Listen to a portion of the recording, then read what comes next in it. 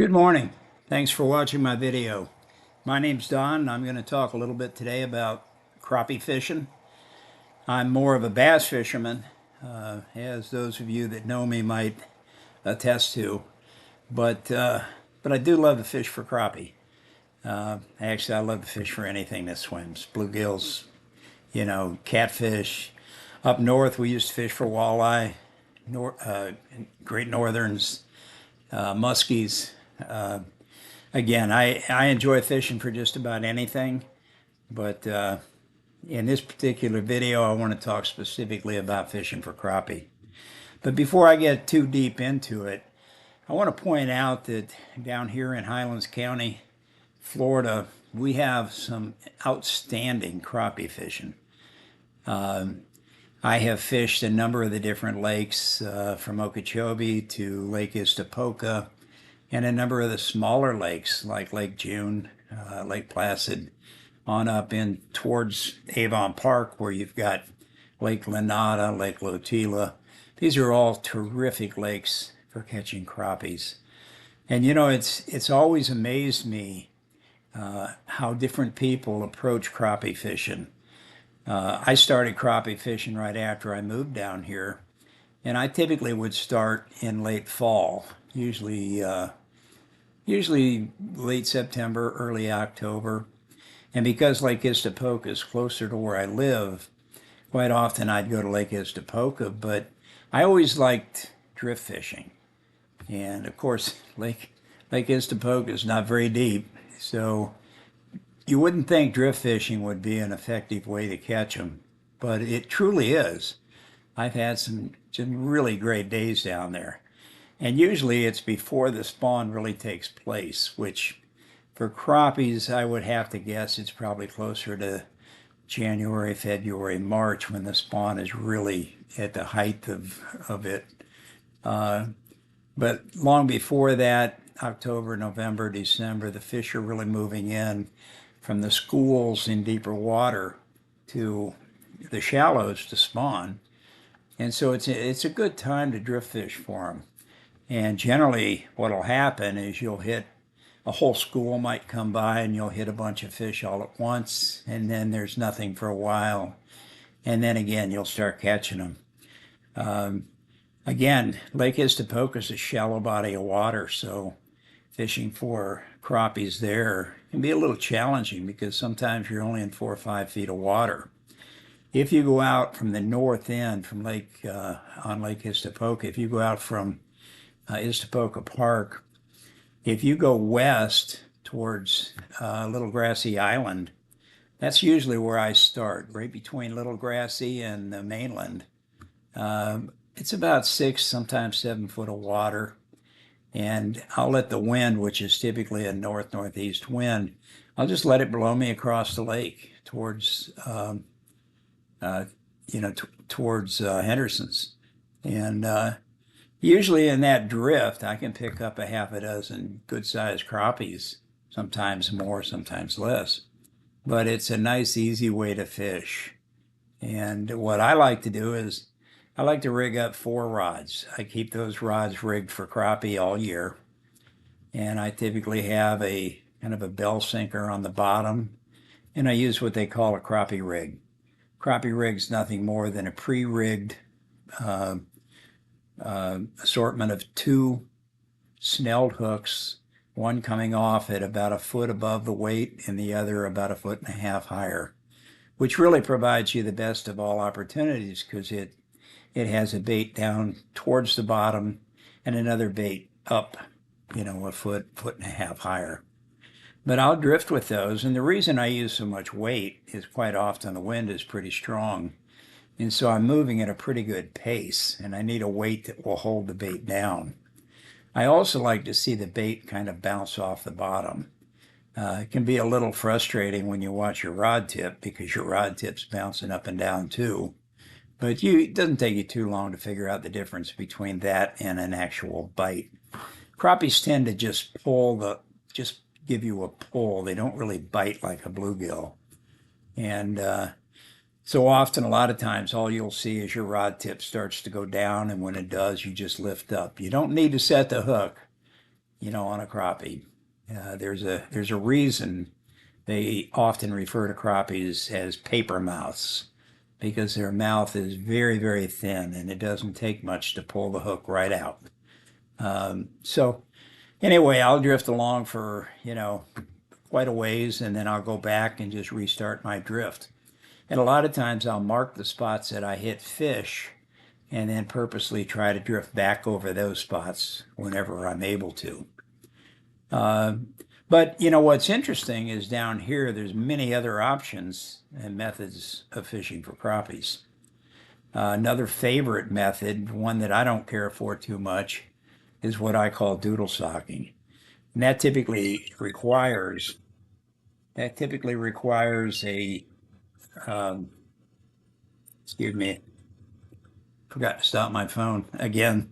But that usually requires a longer rod, usually 10, 12, sometimes 14-foot rod, and a short line, little bobber, and a snelled hook. And, you can either use a minnow or you can use a jig. But what you're doing is you're going into the pads or into the reeds, buggy whips, and just looking for little openings and dropping a minnow or a jig into those little openings.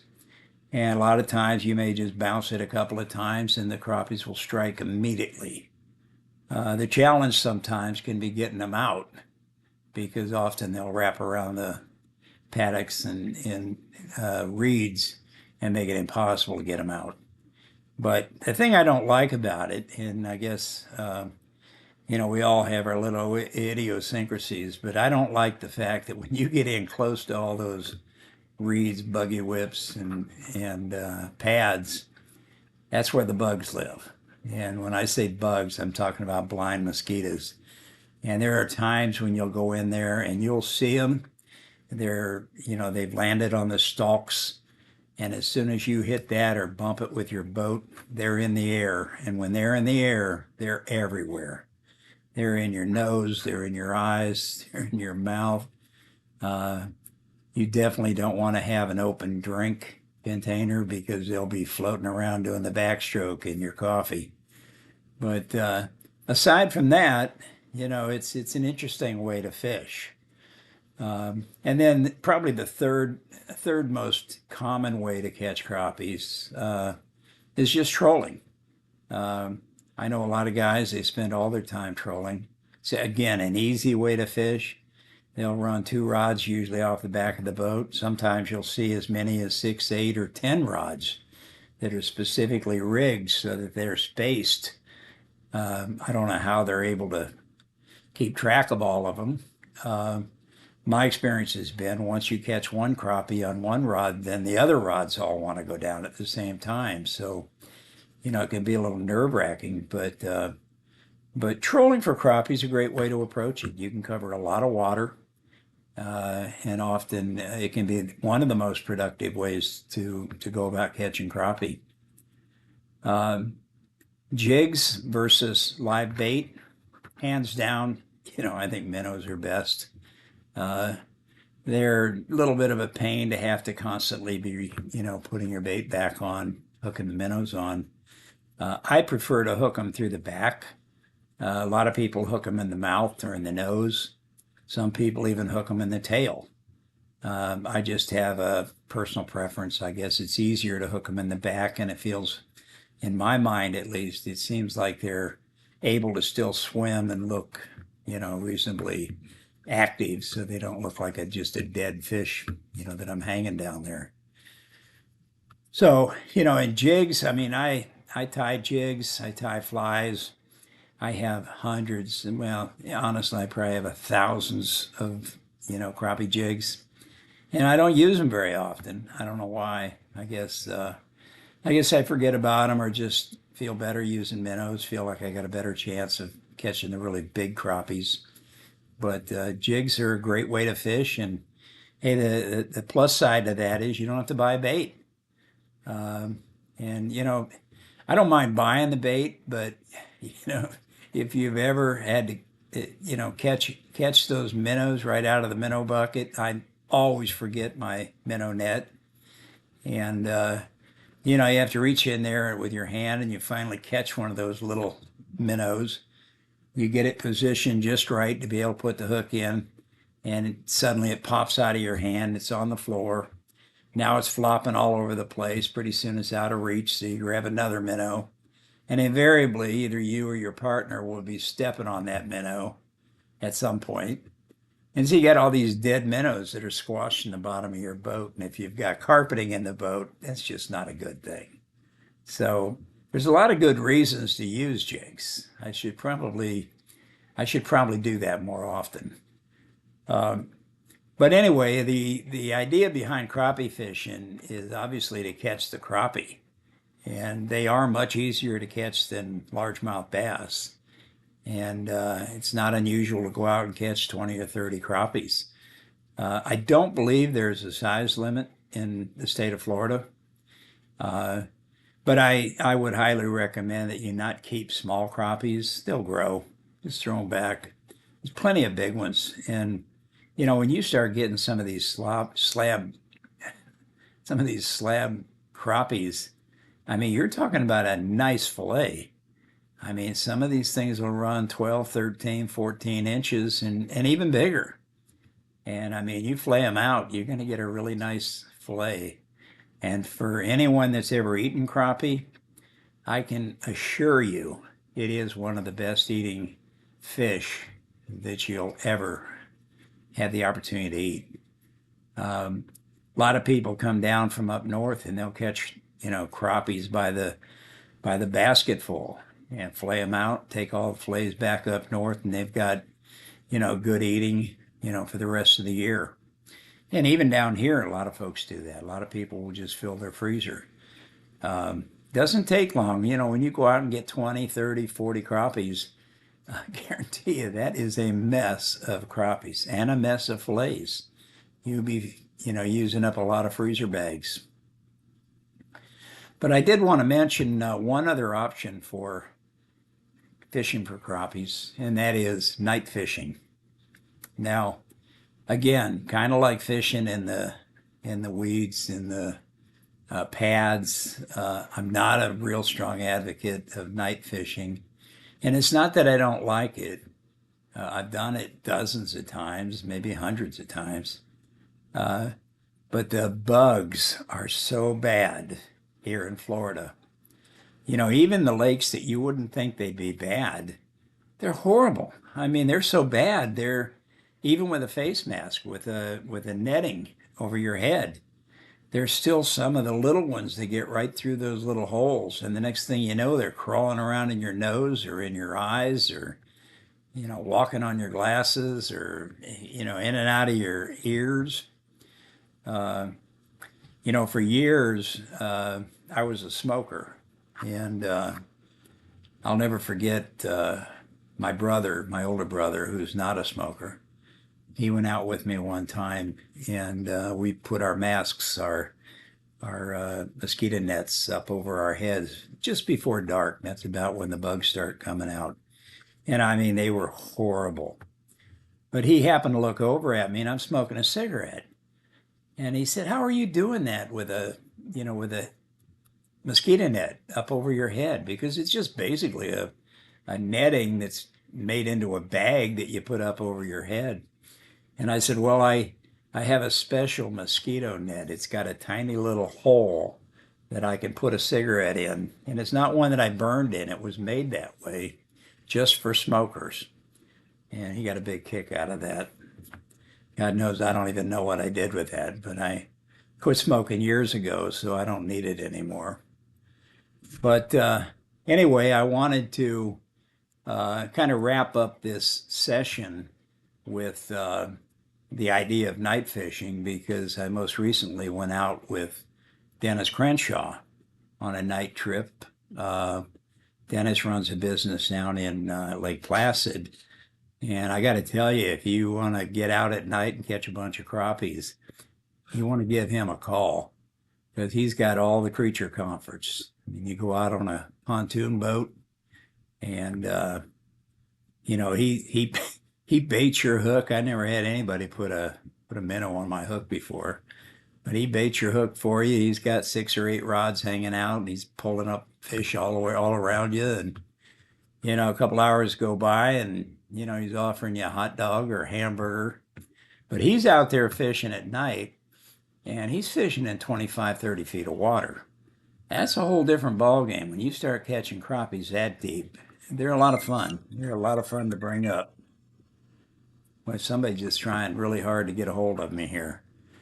Anyway, that's a great choice for a lot of people. I used to go to Lake Glenada over in up near Avon Park, and I'd go out by myself in the bass boat and anchor up and drop down about 22 feet.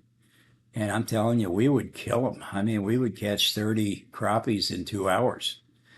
And we did that for years. I used to go out with a guy named Bob Scranton, and he'd take his boat, I'd take my boat, and we'd really sack them. There's never very many people out there, maybe 1 or 2 other boats. But like a lot of things, as I got older, I just stopped doing it. I keep thinking I'm going to do it again, though. I do want to mention there are other options, too. There's other folks that are out there, and they're offering crappie trips. In addition to Dennis Crenshaw, a good friend of mine, Tangie Neff, is actually running her own crappie and bluegill service. She does not go out at night, and she's fishing strictly on Lake Istapoca, but she does a great job. She's got a really nice pontoon boat. She'll take 3, 4, 5 people out at a time, and they're pretty much doodle socking, but she's really gotten good at it. And if you want to book a day trip, she's somebody you might want to consider giving a call. Dennis does day trips as well, but I think his specialty is night trips. Both are good choices. Both will, put you on some fish.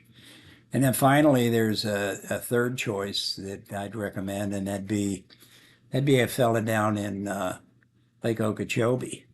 I've only met him a couple of times. I've watched a few of his YouTube videos.